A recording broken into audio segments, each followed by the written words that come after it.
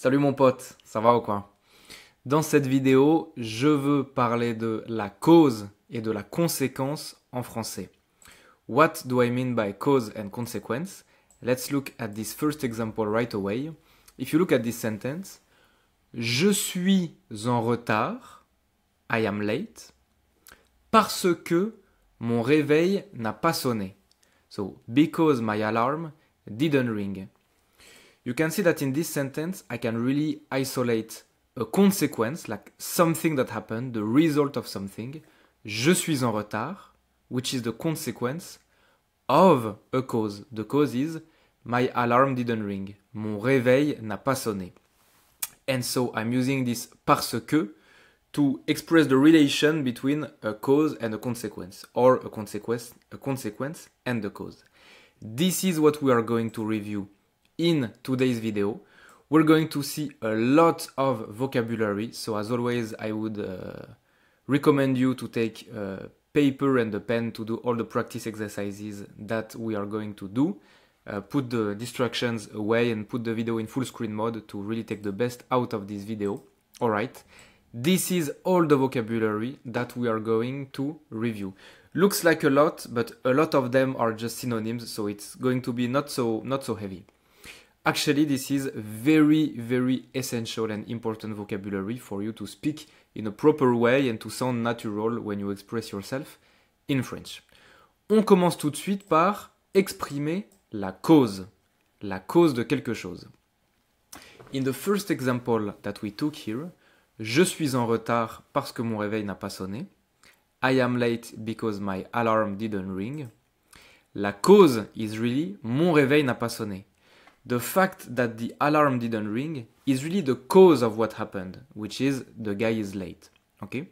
To express this cause, in this example, I am using an expression that I am sure you already know, because it is the most basic, the most common, which is parce que. Parce que is really the French equivalent of because in English. This is the most generic way to express a cause. You cannot really go wrong with it. It's never impolite or anything. It's really the number one most common, most generic. There's another one you might know, which is car. Okay? Je suis en retard car mon réveil n'a pas sonné. Parce que and car, you can really swap them kind of as you wish. Just know that car sounds a bit more formal. That's it. So whenever you're in a context where you might want to sound a bit more official, a bit more polite, a bit more formal, you can use car. However, this doesn't mean that parce que is not polite or informal. It just means that parce que is generic, can be used in any situation. Car, slightly more formal. Si je regarde cette phrase ici, j'ai faim, I am hungry, car je n'ai pas mangé ce matin. Because I didn't eat this morning. Okay, maybe the guy was late, so he didn't have time to eat, and so now he's very hungry. As just like before, je n'ai pas mangé ce matin, c'est bien la cause. This is the cause of what happened. What happened is that j'ai faim, I am hungry. Because je n'ai pas mangé ce matin. And just like in the previous example, I can just swap car and parce que, because they have exactly the same meaning. J'ai faim parce que je n'ai pas mangé ce matin. Très bien. Let's look at this one. Comme j'étais fatigué, je ne suis pas allé au cinéma. Because I was tired, I didn't go to the theater. What word am I using here to express the cause? I am not using parce que and I am not using car. Eh bien, ici, la cause, c'est bien j'étais fatigué. Okay? So, because I was tired, then I didn't go to the theater, to the cinema. So, the cause is really j'étais fatigué. I was tired. And as you can see here, I am using the word comme. Comme is just like parce que or car, with one small trick, which is that we always put it at the beginning of a sentence. We don't put it at the middle of a sentence. Comme j'étais fatigué, je ne suis pas allé au cinéma. Maybe in English you could say like, since I was tired, I didn't go to the theater. Because I was tired, I didn't go to the theater. Okay? Comme j'étais fatigué. Usually, we use come, I think, a bit more orally when speaking rather than written. But it's not so important. Ok? Très bien. Comme il faisait beau, nous avons fait un pique-nique. Because the weather was nice, il faisait beau, nous avons fait un pique-nique. We did a picnic. Ça va? And here, just like before, I can swap come with another one that you might know maybe. Puisqu'il faisait beau, nous avons fait un pique-nique. So, comme and puisque have very, very similar meaning and similar use. The small twist with puisque is that most of the time, now it starts to get a bit subtle in the differences, we use it to indicate something that's a bit obvious or something that's really known by everyone. Like, puisqu'il faisait beau, nous avons fait un pique-nique. Il faisait beau, the weather was nice, at the time was really an obvious thing for everyone because everyone can see the weather. So like, it's not a surprise or anything, you know? Puisque tu es là, tu peux m'aider. So please note that puisque becomes like in front of a vowel. Okay, we remove the E, we put an apostrophe. Why? Because it ends with QUE, so like just regular QUE. We do like this. I don't go in detail about this. Puisque tu es là, tu peux m'aider. Something like, okay, since you're here now, you can help me. You know? Like, tu es là is really obvious in a context. It's like I'm telling you, okay, since you're here, like the information you are here is super obvious for you because you are here. You know what I mean? So this is how we use puisque most of the time. This example might be a bit anxiety inducing for some people, but I wanted to put it because, okay, first of all, I think it's funny, and also this is really how people speak. So let's imagine like a couple having a fight.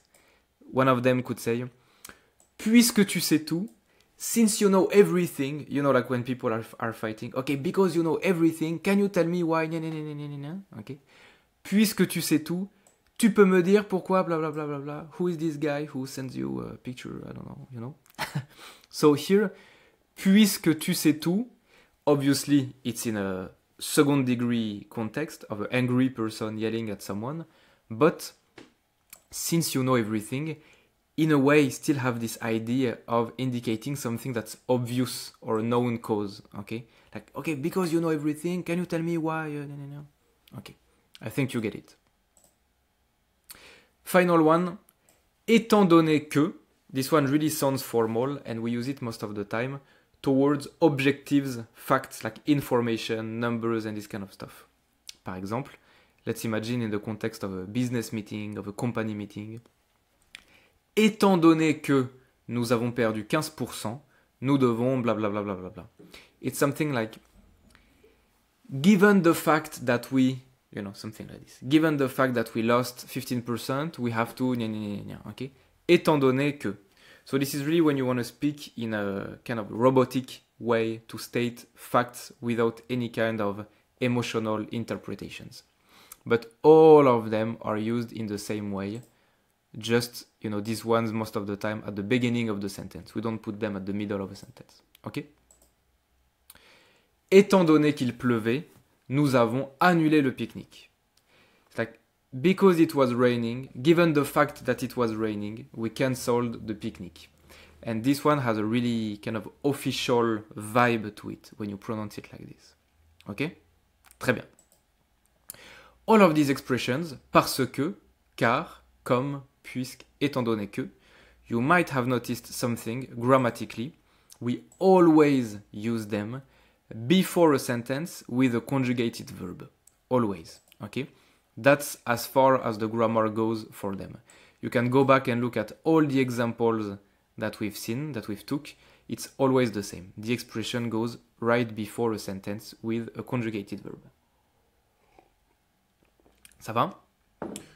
Which is not the case for these ones. These expressions right here, they also express the cause, but this time we put them before a nom and not a conjugated verb. Okay? Let's go. Okay, let's look at this example first. j'ai gagné grâce à toi. I won thanks to you. What's the consequence here? What is the thing that happened? What happened? What happened is that j'ai gagné. I won. And then, what is the cause? What made this consequence? What caused this consequence? J'ai gagné grâce à toi. I won thanks to you. It's very different from the examples that we've just seen before. Here the cause is you. Grâce à toi, I won thanks to you. Okay? This time, the cause is a noun. Okay? And this grâce à expression really implies that something positive happens. It really carries this idea of a positive outcome. Like, I'm happy that this happened. J'ai gagné grâce à toi. Another example would be, let's imagine now the girl, she didn't win, she lost. J'ai perdu, I lost, à cause de toi. And I'm sure you know this one as well because we always put them together. Grâce à et à cause de, they have very similar meanings, but one carries a positive outcome, grâce à, and one carries a negative outcome, à cause de. In this sentence, j'ai perdu à cause de toi. The consequence is really similar to before. J'ai perdu, I lost. And what's the cause? Still toi. But this time, I am using à cause de because the outcome is negative. And it's negative for me. It's relative to me. For example, I can look at this sentence right here. J'ai fini à 17h à cause de mon collègue. It's like I ended work at 5 p.m. because of my colleague. And this one, j'ai fini à 17h grâce à mon collègue. These two sentences are exactly the same. The only difference is this à cause de and grâce à. You can pause the video if you want and take a minute to try to imagine what's the difference of meaning between these two sentences. What context can I imagine behind these sentences? Well, what I can imagine is that the woman right here, maybe usually, most of the time, she ends work like at 15h, 3 p.m., but today, because of her colleague, she had to stay 2 hours more, and so she ended at 5 p.m. And now she's super tired because of her colleague. So this carries really a negative idea. She's sad, she's unhappy about it. But this guy, maybe he have a job where he ends at 8 p.m. most of the time. But today, thanks to his colleague, he could leave at 5 p.m. So he could leave like earlier than usual. And so he's very happy about this. So he will say grâce à, because for him now the context is a positive one. And that's the difference between à cause de et grâce à. Okay? Très bien. Now, we can look at étant donné, en raison de, is really similar to étant donné que, the previous example that we've seen in the first part of the video. We use them to state generic facts, formal facts, okay, in a very mechanic, robotic way, devoid of any kind of emotion and interpretation. For example, if you look at the weather broadcast, en raison des fortes pluies, faites attention quand vous sortirez ce week-end, etc. It's like, because of the strong rains, of the heavy rains that will come, be careful this weekend, etc. But, you know, the woman of the weather channel, she will speak in a very, like she just speaks objective, neutral facts. So she will use this kind of expressions. Étant donné les fortes pluies, en raison des fortes pluies, etc. Très bien. Étant donné la baisse de 15%, nous devons blablabla. Same context as the example from earlier. Étant donné la baisse de 15%, nous devons. We can imagine a formal context of a business meeting. Because of the decrease of 15%, we have to... Okay. Very formal, fact-oriented. All these expressions, grâce à cause de, étant donné, en raison de, as we said at the beginning, we always use them before a noun, okay? Avant un nom. Not before a verb or anything like this. Ok? Très très bien. We can do a quick practice exercise right away. So it's very straightforward. I would like you to pause the video right here. Take your pen and paper and you should copy down these whole sentences on your notebook. Fill in the blanks with the expression that we've seen here. There's only one possible answer every time. I mean, one only possible logical answer every time. Ça va? On regarde. À cause de la pluie, le pique-nique est annulé.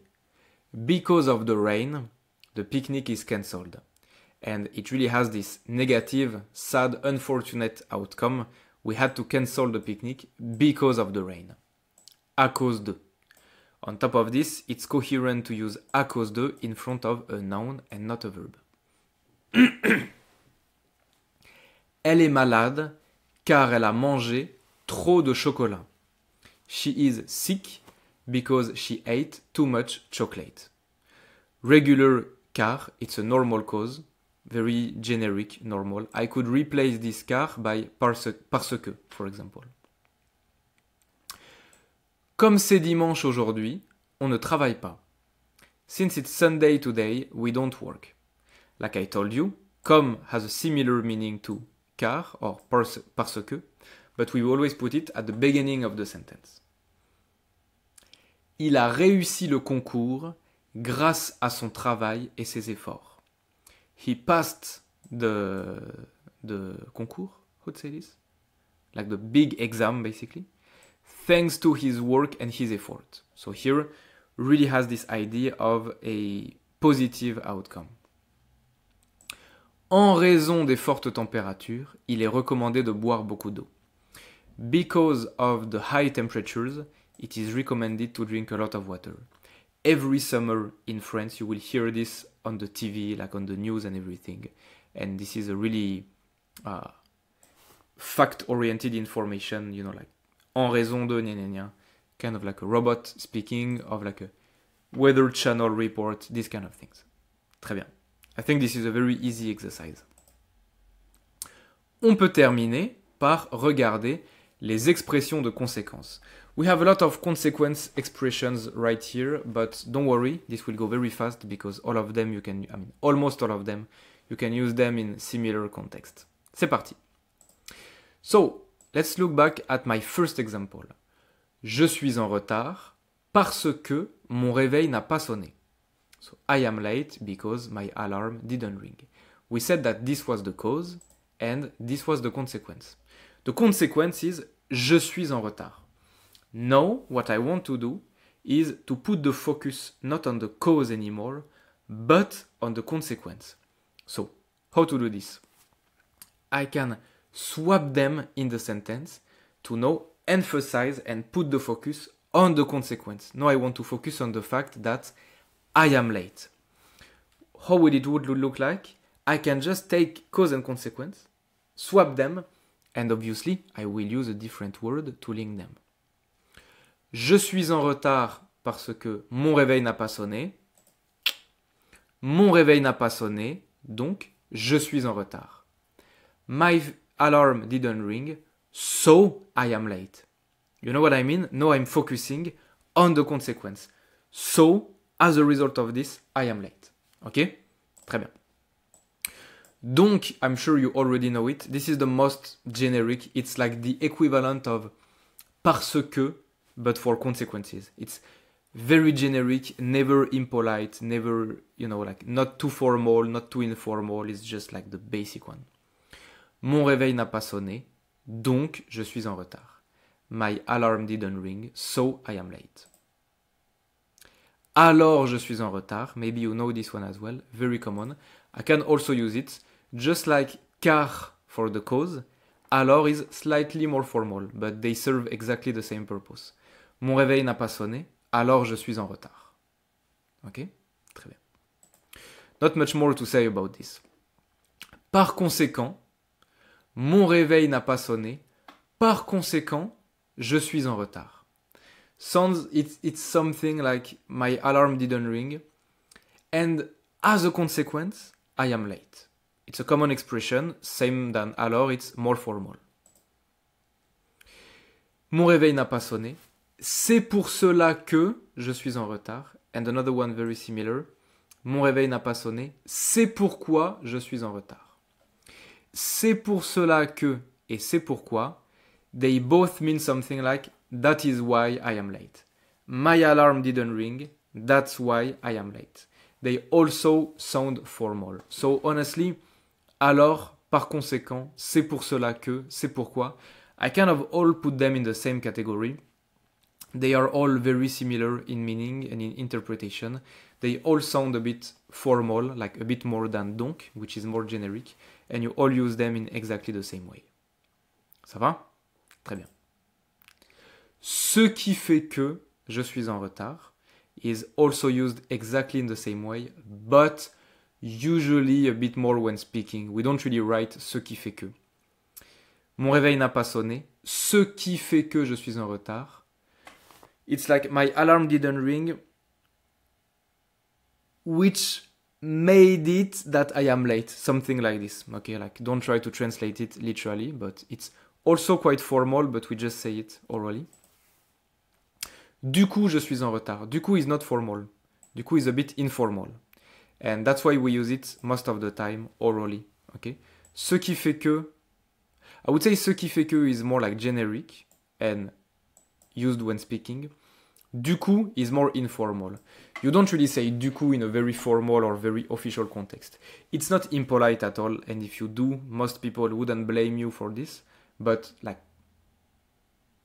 we have so many expressions to use in a formal context that you shouldn't use du coup. I mean, you have so many others that you can use that it makes no sense to use du coup in a formal context.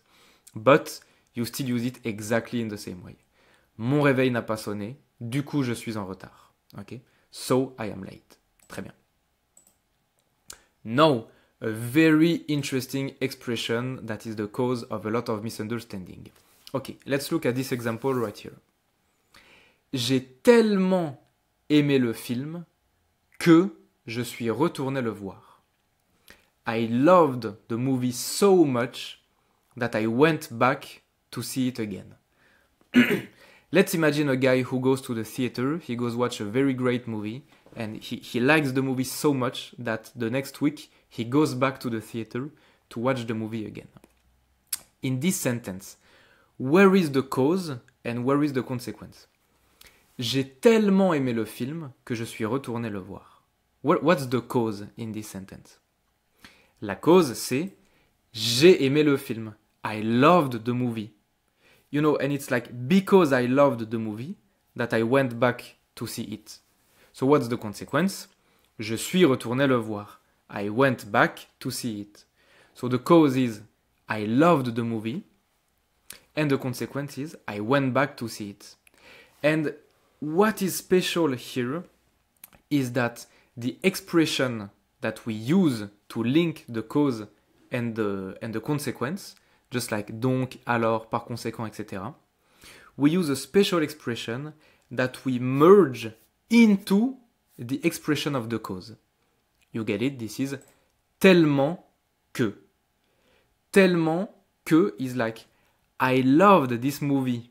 I will put this one. It's something like, I loved this movie so much, tellement, I loved the movie so much, that I went back to see it. Okay? Like, if you want to compare to English, this is how you will do. The comparison has its limitation, but for you to get the grammar, this is how you would translate it.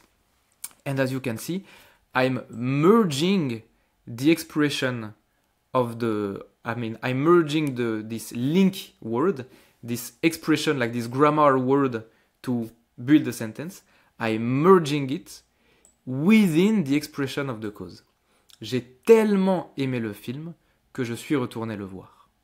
Okay? And we have to put que to make the link with the cause and the consequence. Okay? Tellement que, to insist of the intensity of the cause. Obviously here, tellement has this idea of so much. Okay? And we have another one.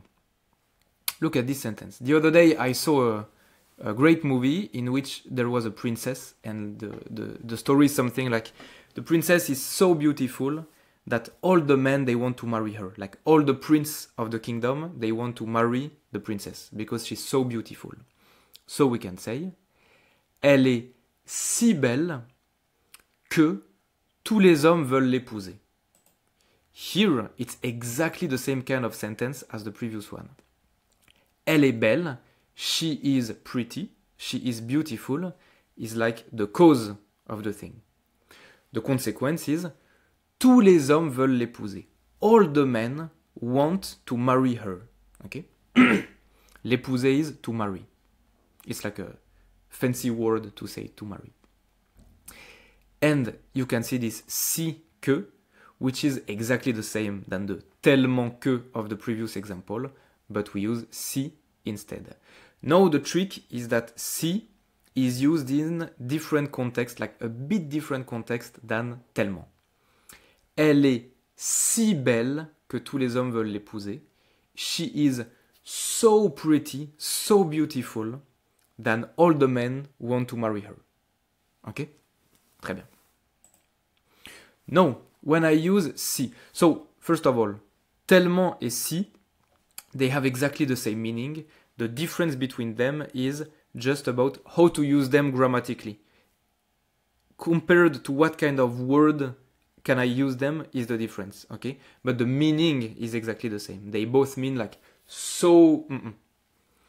So I use si in front of an adjective or an adverb. That's it. Like that's quite easy actually. Elle est si belle que tous les hommes veulent l'épouser. Belle, c'est un adjectif. I can use si.